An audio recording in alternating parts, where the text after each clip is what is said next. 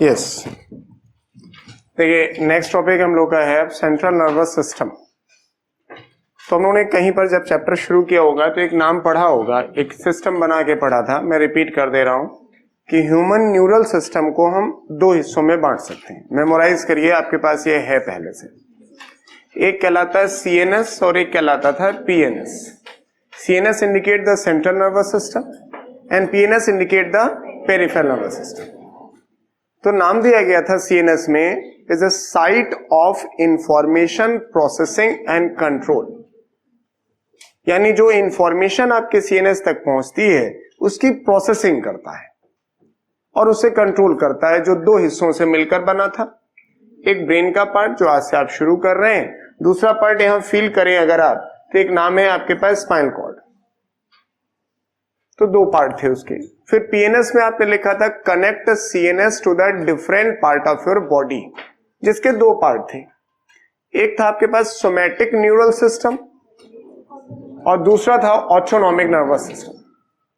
फिर somatic neural system के दो पार्ट थे, क्रेनियल और स्पाइनल, और ऑटोनॉमिक के भी दो पार्ट थे, सिंपैथेटिक और पैरासिम्पैथेटिक। तो जो वो आउटलाइन थी ना, वो हमेशा आपके पास रहनी चाहिए। ऐसा ना हो हौच पौच करने लगे कि CNS, PNS, CNS, SNS, spinal, cranial, इनका कोई जानकारी ना हो। तो हम उसी वाले चार्ट से पहला पार्ट लेकर शुरू कर रहे हैं, that's a central nervous system and it's a brain. और आपकी टेक्स्ट बुक में न्यूरल सिस्टम के नाम पे खाली यही टॉपिक है। स्पाइनल कॉर्ड नहीं है, स्पाइन नर्व नहीं है, क्रेनियल नर्व नहीं है, ऑटोनॉमिक नर्व भी नहीं है। तो हम लोग उससे भी पढ़ेंगे, लेकिन आउटलाइन पढ़ेंगे, लेकिन इसको पूरा पढ़ेंगे। तो पहली हेडिंग है हमारे पास ब्रेन। तो पहले कुछ जनरल बातें सीख लें, क्योंकि ब्रेन का सही डायग्राम मैंने नहीं बनाया। ऐसा कतई ब्रेन नहीं होता है। ब्रेन की किताब अगर आप किताब में देखें तो उसमें असली डायग्राम बना है ब्रेन का, लेकिन उसमें कुछ समझ में नहीं आता कि क्या दिख रहा है क्या नहीं दिख रहा है। तो मैं चाहता हूं कि 12th क्लास के बच्चे को पहले आपको ब्रेन के पार्ट तो पता हो जाए, फिर हम असली बात भी पढ़ लेंगे, वो भी डायग्राम बना देंगे हम आपका। लेकिन अगर हम ब्रेन को देखें, yes that is present in the box. Cranium याद आया, 8 हड्डियां थी।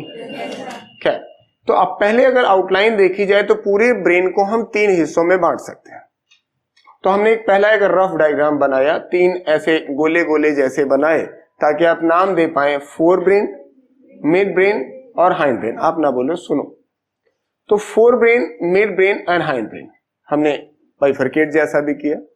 फिर ये फील कराया कि फोर ब्रेन में 3 पार्ट होने वाले हैं, ऐसा शेड दे करके, एक ब्लू पेन से एक ब्लैंक रखा और एक छोटा सा मार्क बनाया। तो 3 पार्ट दिखना चाहिए आपको। फिर मिड ब्रेन में 2 पार्ट की फीलिंग चाहते थे, तो हमने वो 2 पार्ट चाहे, नाम नहीं लिखा, लेकिन वो फील करा रहे हैं कि अब याद करें कि मिड ब्रेन में 2 पार्ट होंगे। हाइंड ब्रेन में देखें तो 3 पार्ट होंगे, रेड, ब्लू और ये। यानी कुल मिला के अगर आप देखें तो आपको 3 पार्ट फोर ब्रेन में पढ़ने चाहिए, 2 पार्ट मिड ब्रेन में और 3 पार्ट यहां, यानी कुल 8 पार्ट्स आपको समझ में आने चाहिए। अब इसके अंदर नहीं जाना होगा। तो अब जरा फोर ब्रेन को हमने मैग्नीफाई किया, सोचा जरा पार्ट के नाम बताएं। तो फोर ब्रेन में ये जो व्हाइट वाला हिस्सा है, this part, it appears as a big, बहुत बड़ा सा स्ट्रक्चर, नाम है सेरिब्रम। अल्फाज ध्यान से सुनिएगा, सेरिब्रम कह रहा हूं। दूसरा, इसके पीछे जो ब्लू पेन से बना हुआ था उसका नाम लिखा हम लोगों ने थैलमस कैफ्लॉन। कैफ्लॉन एक शब्द से बना है, इनकैफ्लॉन। इनकैफ्लॉन का मतलब होता है ब्रेन। कभी नाम सुना होगा इनकेफलाइटिस, एक बीमारी है कि अखबार में छपता है तो लिखा जाता है इंसेफलाइटिस, जापानीज। तो वो कैफ्लॉन वहीं से, थैलमस। और थैलमस कोई नया शब्द नहीं, ब्रायोफाइटा याद करिए, थैलस। तो उसी तरह का कुछ स्ट्रक्चर होता होगा। तो हमारे पास 2 बड़े बड़े पार्ट आ रहे हैं, एक सेरिब्रम, ये जो आपको दिख रहा है, दूसरा थैलमस। सर एक पार्ट और है, ये छोटा सा हिस्सा, वो हम लोग नहीं बना रहे हैं। इससे नहीं बना रहे हैं क्योंकि हमारे में बहुत जरा सा होता है, अविकसित है, ऑल्फैक्टरी लोब होता है। ऑल्फैक्टरी मतलब सेंस ऑफ स्मेल से कुछ ताल्लुक होता होगा, बट हमारे में विकसित नहीं होता, इससे हमने उसे गायब कर दिया। सर यहां भी गायब कर दिया, देखिए 2 ही पार्ट दिखाएं, दिखना 3 चाहिए था। लेकिन हम ओरल जरूर बता रहे हैं आपको कि एक पार्ट और होता है, इसे हम लोग ऑल्फैक्टरी लोब कहते हैं, जिससे जो ऑल्फैक्टरी न्यूरॉन्स होती हैं उसी के रास्ते गुजरती हैं।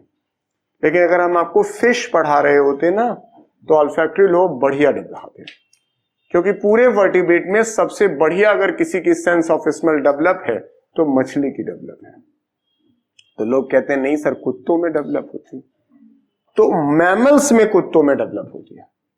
अमंग मैमल अगर आप करें जो अविकसित है, उनमें से सबसे ज्यादा विकसित है वो डॉग है। इवन हम मछली का जब ब्रेन अगर पढ़ाते हैं तो नाम देते हैं फिश ब्रेन को, दैट इज नोज ब्रेन, उसको कहते हैं नोज ब्रेन। ये जताने के लिए कहते हैं कि आप समझे इनका ब्रेन का जो नेजल वाला सेंसरी पार्ट है वो विकसित होता है, नाक थोड़ी ना होती ब्रेन में, क्योंकि हमारे जो 5 सेंस ऑर्गन है, टच है, स्मेल है, हियर है, टेस्ट है, तो इस तरह के जो सेंस ऑर्गन वाले स्टिमुलस हैं वो जाएंगे तो आपके ब्रेन में ही ना। तो फिशेस में सेंस ऑफ स्मेल बहुत बढ़िया विकसित होता है, इससे नोज ब्रेन शब्द याद रखें। तो मैं फिश तो पढ़ा नहीं रहा हूं तो मैंने हटा दिया। ऐसे अगर हम आपको बर्ड्स पढ़ाते हैं तो बर्ड्स में सेंस ऑफ विजन बहुत डेवलप होता है। ईगल, वल्चर, देखिए कितनी हाइट से वो शिकार पकड़ ले जाते हैं, तो उसको ब्रेन को हम लोग कहते हैं आई ब्रेन। ये एक जीके जैसा सवाल है कि इनमें से कौन से ऐसे जानवर है इसमें सबसे ज्यादा विकसित पार्ट सेंस ऑफ विजन का है, तो बर्ड्स। एवीज अगर आप पढ़ें तो वहां मिलेगा भी। तो हम तो अपनी बात कर रहे हैं, तो इसलिए हमने यहां फील तो कराया लेकिन अगले हिस्से में गायब कर दिया। तो अब हमारे चार्ट में 2 ही पार्ट रह जाएगा कि फोर ब्रेन में हमें 2 हिस्से पढ़ने हैं, एक सेरिब्रम का पार्ट और एक थैलेमस कैफ्लॉन का। फिर जरा मिड ब्रेन में आके देखें, ये था मिड ब्रेन। हमें 2 पार्ट पढ़ने थे। ऊपर की तरफ देखें तो नाम दे रहा हूं ऑप्टिक लोब और नीचे की तरफ नाम दे रहा हूं क्रूरा सेरिब्राई। ये नाम से कंफ्यूज मत होइएगा, सेरिब्राई वर्ड लेकर सेरिब्रम में मत चली जाइएगा, क्योंकि वो जब पूछा जाता है बहुत सरल सरल सवाल है, crura cerebri is a part of, तो लोगों को लगता है कि अंदाजा तो सेरिब्राई यानी सेरिब्रम में लगा दें तो वहीं सेटिंग में निपट जाते हैं। तो मिड ब्रेन के 2 पार्ट हो गए, ऑप्टिक लोब और क्रूरा सेरिब्राई। ऐसे हाइंड ब्रेन में आके देखें तो हाइंड ब्रेन में 3 पार्ट है। एक का नाम है सेरिबेलम और वो था सेरिब्रम, और नीचे का नाम है पॉन्स वेरुलाई। कभी रेस्पिरेशन आपने पढ़ा होगा तो न्यूमोटैक्सिक सेंटर यहीं पर आया था, ठीक। एक मेडुला नाम होगा जहां एक्सपायरेटरी सेंटर और इंस्पायरेटरी सेंटर आया था। तो अब मैंने इन दोनों डायग्राम से सिर्फ ये फीलिंग चाहिए कि आप नाम से परिचित हो कि ब्रेन के कौन कौन से पार्ट होते हैं। फिर मिला लें, 4 ब्रेन की बात करेंगे तो अब तो हम 2 ही पार्ट पढ़ रहे हैं, डायग्राम चेक करें, दैट इज सेरिब्रम एंड डायनकेफ्लॉन, जिसे थैलेमस कैफ्लॉन का नाम अभी रख देंगे हम डायनकेफ्लॉन। मिड ब्रेन में 2 पार्ट होंगे, एक ऑप्टिक लोब आपके पास है और एक है क्रूरा सेरिब्राई। हाइंड ब्रेन में 3 पार्ट हैं आपके पास, सेरिबेलम, मेडुला एंड पॉन्स। कोई तकलीफ? अब हमने इसी को जो डायग्राम से रिप्रेजेंट किया था उसको हमने एक चार्ट में भी रिप्रेजेंट करना चाहा कि किसी को डायग्राम दिखाई नहीं देता तो यहां से देख लेगा। ब्रेन यानी इनकेफ्लॉन के जो हैं वो 3 पार्ट हैं, एक 4 ब्रेन, मिड ब्रेन और हाइंड ब्रेन। 4 ब्रेन को हम लोग अंग्रेजी में बोलते हैं प्रोजन कैफ्लॉन। प्रो का मतलब आगे, भाई सबसे आगे है तो इसलिए। मिड ब्रेन को बोलते हैं मीजन कैफ्लॉन, मिड, ठीक है। चौथा वाला, तीसरा वाला नाम थोड़ा सा अजीब सा है, रोम्बेन कैफ्लॉन। तो हमने फोटो तो आपकी बड़ी टेढ़ी मेढ़ी बना दी, लेकिन इसका शेप रोम्बॉइड शेप का होता है, बेसिक शेप। रोम्बॉइड समझते हैं ना, तो सर यस, रोम्बस। तो उसी तरह का होता है, इसलिए आप ये तीनों नाम भी जोड़ सकते हैं।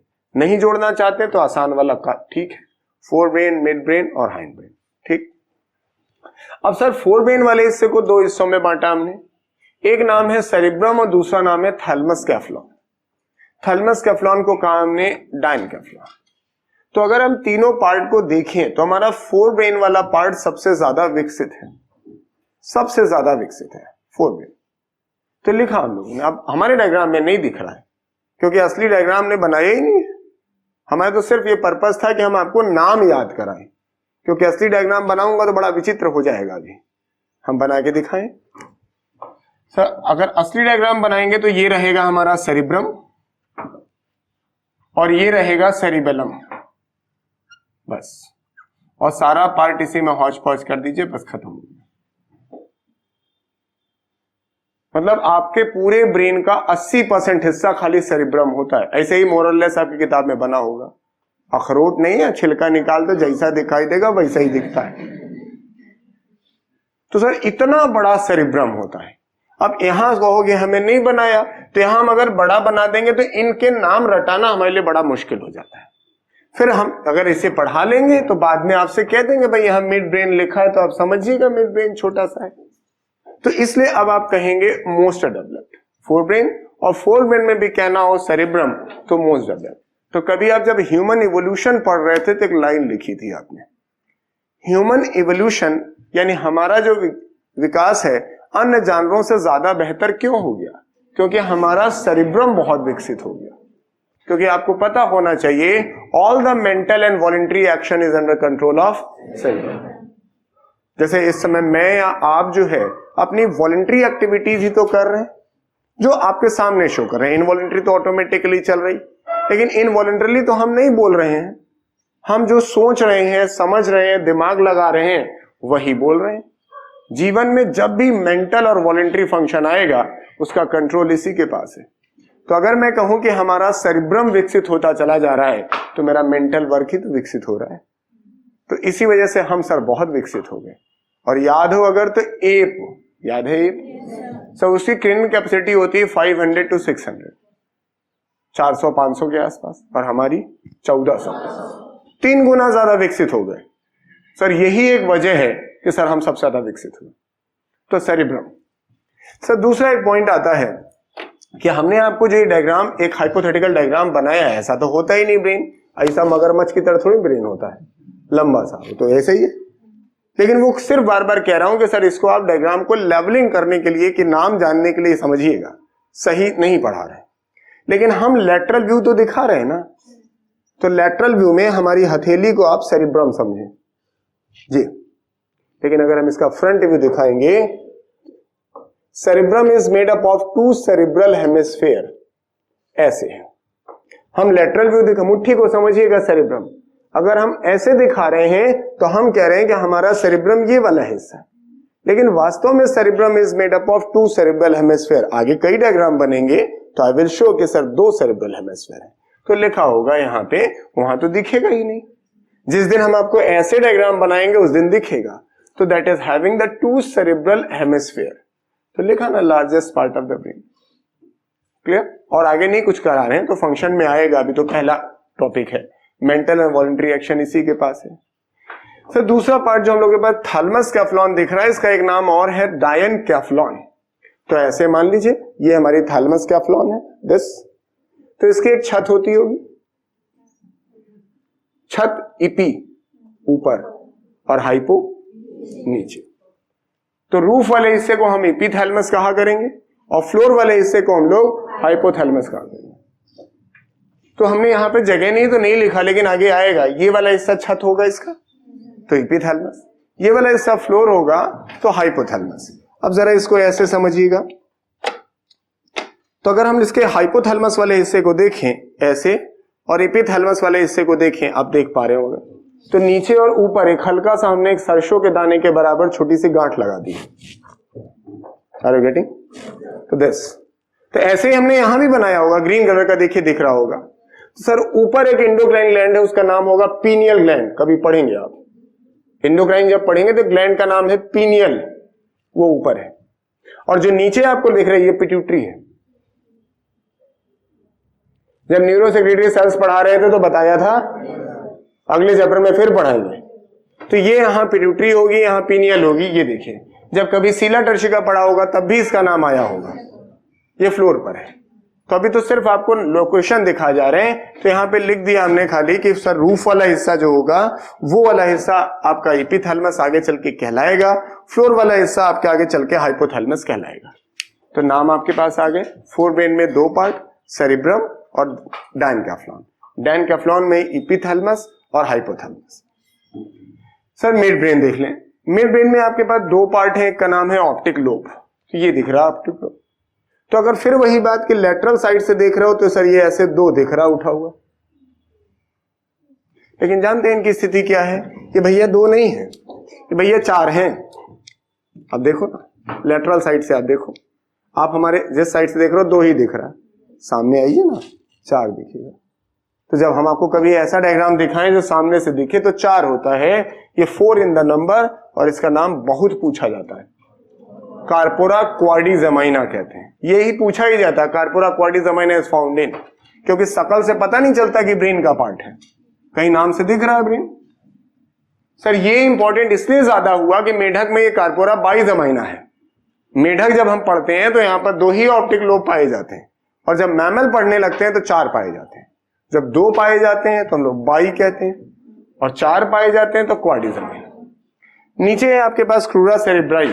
तो क्रूरा सेरेब्राई जब हम लोग दिखाते हैं कभी आगे चल के, सर ऐसे एरो बना के दिखाते हैं, because is nothing but two nerve tract, याद आया, bundle of nerve fibre in the CNS, क्योंकि नर्व शब्द तो इस्तेमाल कर ही नहीं सकते यहां पे, वो PNS में करते हैं। तो इसका काम होता है कि सर फोर ब्रेन की इंफॉर्मेशन को हाइंड ब्रेन तक पहुंचाना, और हाइंड ब्रेन की इंफॉर्मेशन को फोर ब्रेन तक पहुंचाना, तभी हमारा ब्रेन एज ए यूनिट काम करता है।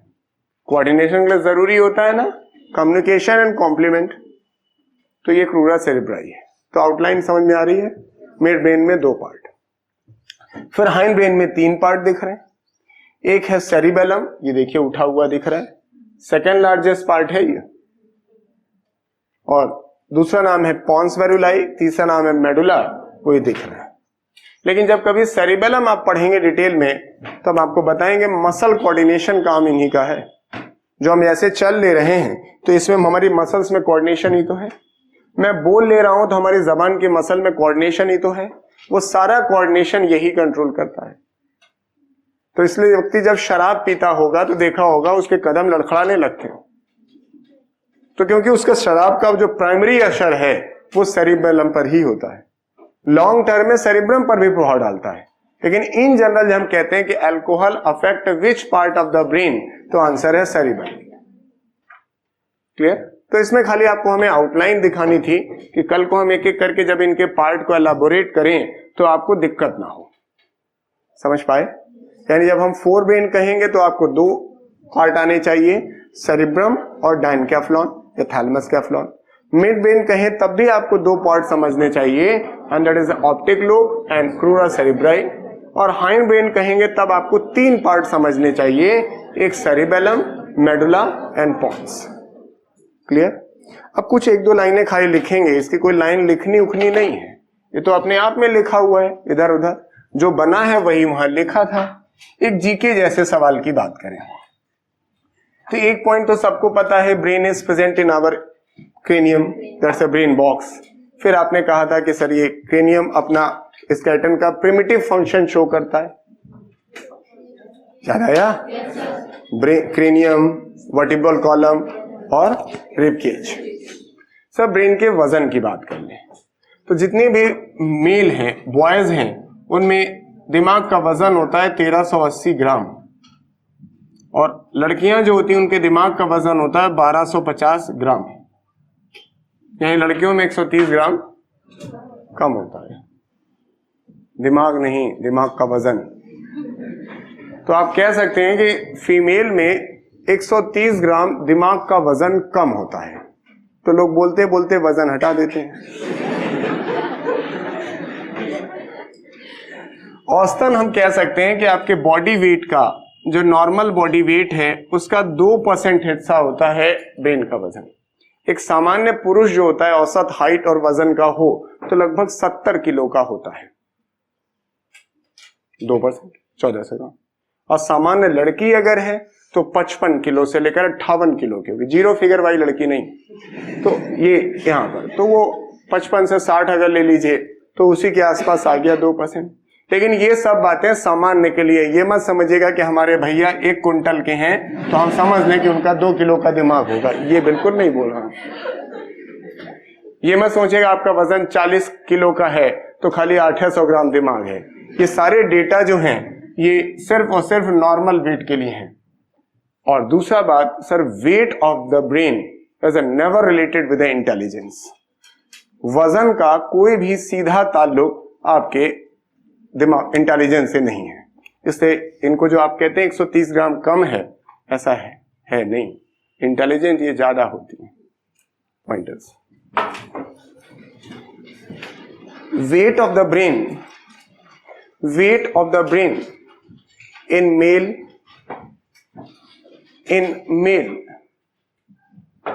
is 1380 gram,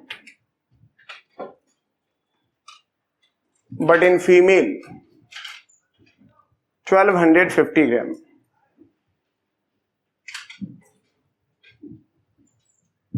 $1250 gram. ब्रैकेट में लिखिएगा usually 2% of the normal body weight, usually 2% of the normal body weight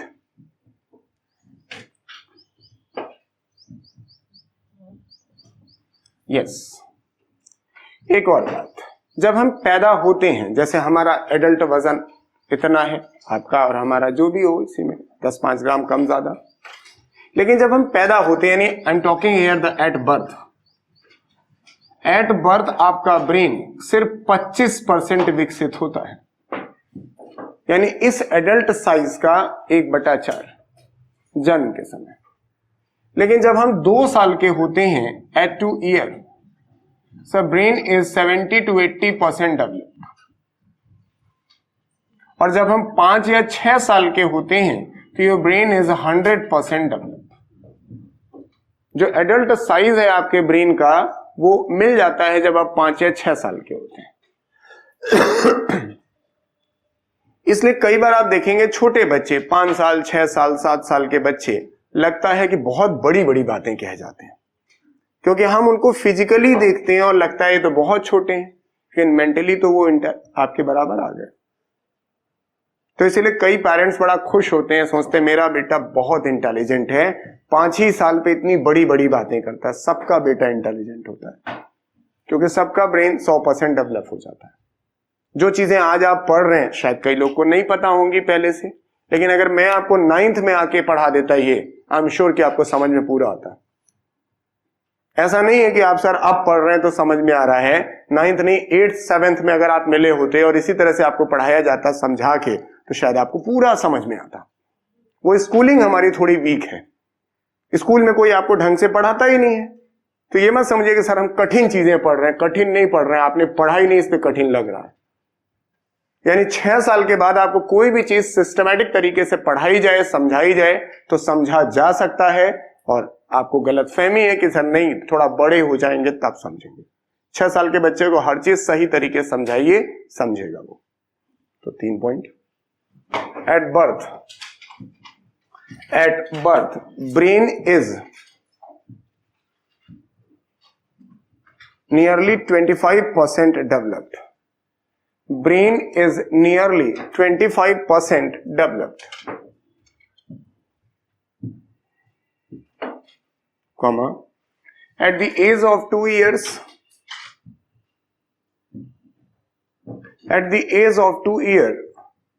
brain is 70 to 80% developed. 70 to 80% developed.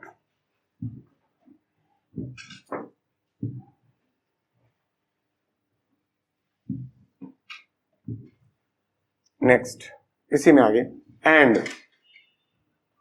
Eight the age of 5 to 6 year, brain is 100% developed. Brain is 100% developed. जी, तो ये हमारे brain की एक outline हो गई, जिससे हम आपको ब्रीफ कर पाए कि हमारा ब्रेन के 3 पार्ट होते हैं, फिर तीनों में आप कैसे कैसे आगे एक एक करके बाइफरकेट कर पाएंगे। It's okay.